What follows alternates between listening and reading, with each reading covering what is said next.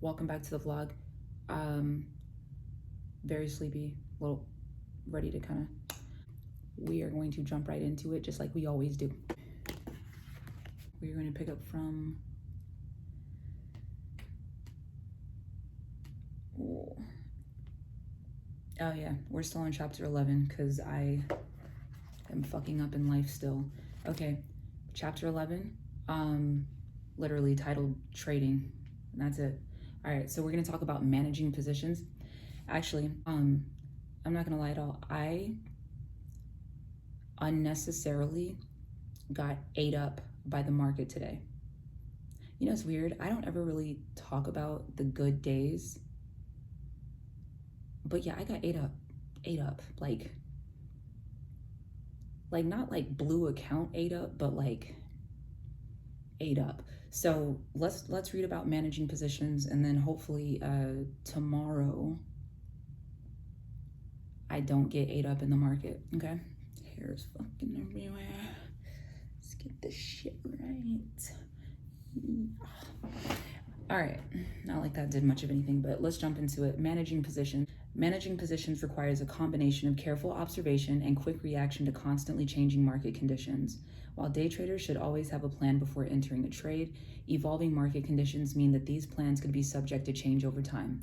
Scalpers may be looking to make only a few cents per trade, but longer-term day traders must decide whether to hold onto positions past their preset take profit and stop loss points if the available information suggests that there may be a better play in the offing. Okay. First example, I need to look at my lips the whole time. Forgive me. All right. Let's go juicy motherfuckers. You know what I'm saying? Gotta keep it moisturized. All right. Where are we at? Okay, so for example, a day trader may have shorted a stock that just broke down from support on a high volume with an appropriate price target based on the technical pattern. If a piece of bullish news emerges before the entire position plays out, it's probably a good idea to get out of the position immediately instead of waiting for the price to hit a preset stop loss point. A trader could also discover a different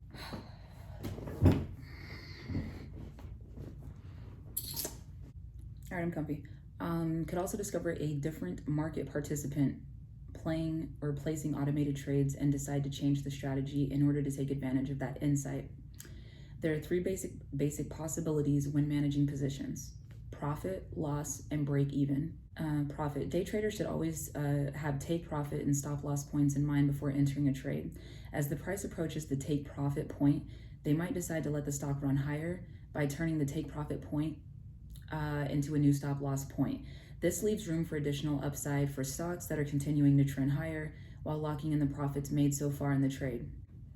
Okay, after setting this level, some traders will continue to protect profits with a trailing stop loss order that locks in more profit along the way. Loss. The hardest decision for a day trader to make occur when they sell positions to limit their losses.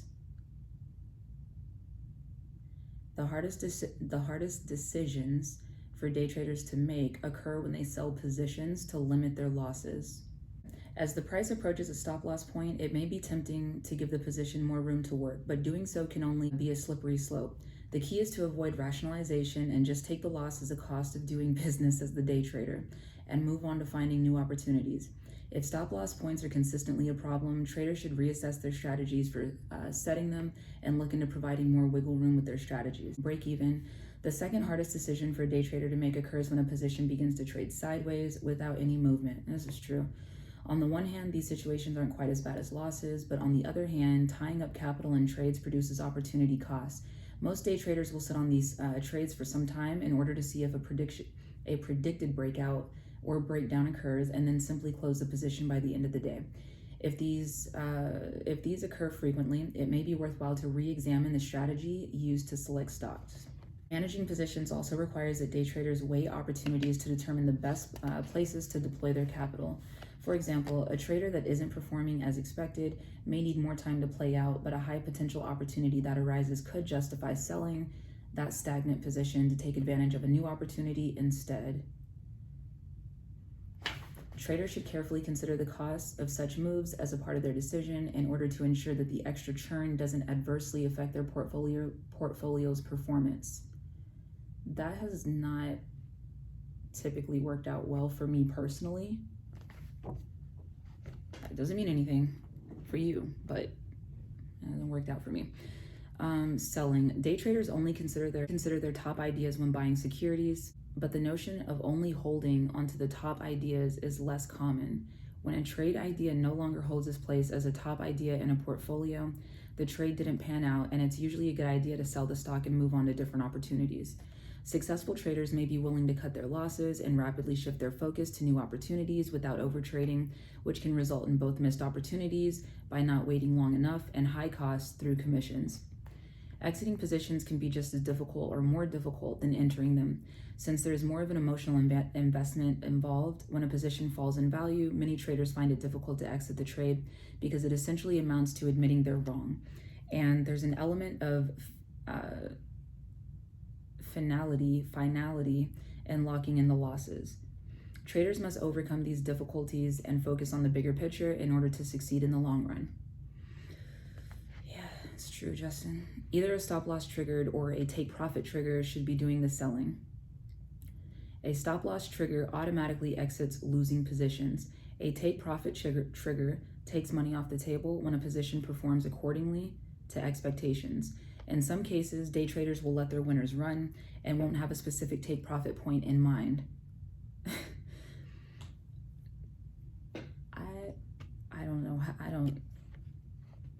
I guess, yeah, sometimes again, hasn't worked out. The best option in these cases is to slowly reduce their exposure as the stock rises in order to lock in profits over time, while being cognizant of the impact of commissions on these transactions after.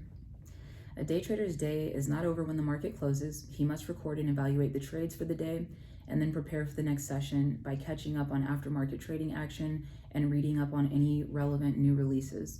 Traders should record and evaluate their trades to maintain accurate records and ensure that they are not repeating mistakes.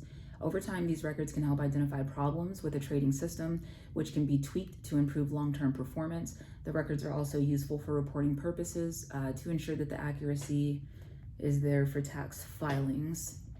After recording and evaluating trades, day traders should prepare for the next session by researching aftermarket trading activity and reading up on the news.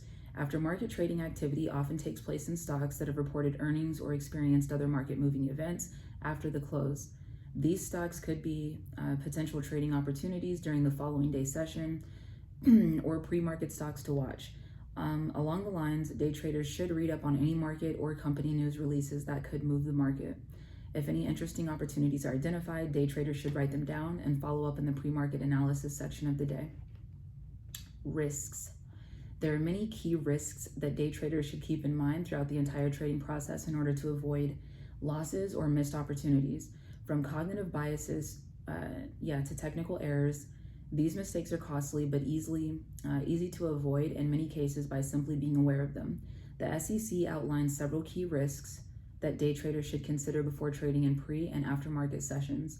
Since these involve a different set of risks than regular trading hours, while pre-market trading provides traders an opportunity to buy before the crowd, the price isn't guaranteed to carry over to regular hours, and the limited liquidity means that it may be difficult to buy and sell before regular hours begin. Keeping in mind that crypto doesn't have a pre-market. Crypto it's just always open. That's why I like it. 7 days a week. Trap always jumping. Anyway, just know that difference. These risk factors include quotation risk. Some firms only allow traders to see quotes from a single trading system that they use in non-market hours trading. Let's redo that. Quotation risk. Some firms only allow traders to see quotes from a single trading system that they are in non-market hours trading. Fucked it up again. Let's go back again. Quotation risk. Some firms only allow traders to see quotes from a single trading system that they use in non-market hours trading. Day traders should check with their broker to determine what quotes they see and what quotes are tradable. Limited liquidity. Pre and after market trading has significantly fewer market participants than regular trading hours, which means that there may be less liquidity and it might be more difficult to enter and exit positions. Larger spreads. The limited number of traders in pre and after market hours means that the quoted spreads are often larger, particularly in securities that are experiencing volatility, which can make price discovery somewhat difficult. Increased volatility. Pre and after market trading often has more volatility than regular trading since there are fewer participants and most traders participating in the market are doing so in order to capitalize on a market moving event. Uncertain prices. Pre and after market prices do not necessarily reflect the prices at open. In fact, prices often gap higher or lower at the open as the market establishes an appropriate price for the security that involves everyone in the market. Limit order bias. Many brokers will only accept limit orders during pre and after market trading, which means that the trades may not even be executed if the price isn't reached before the session ends. It's not a crypto thing, I don't know. All right, professional competition. Many participants in the pre and after market trading sessions are professional traders working for hedge funds or mutual funds, which means that they may have more information at their disposal than retail day traders. Day traders should also be aware of a number of risks associated with the trading process during their regular hours.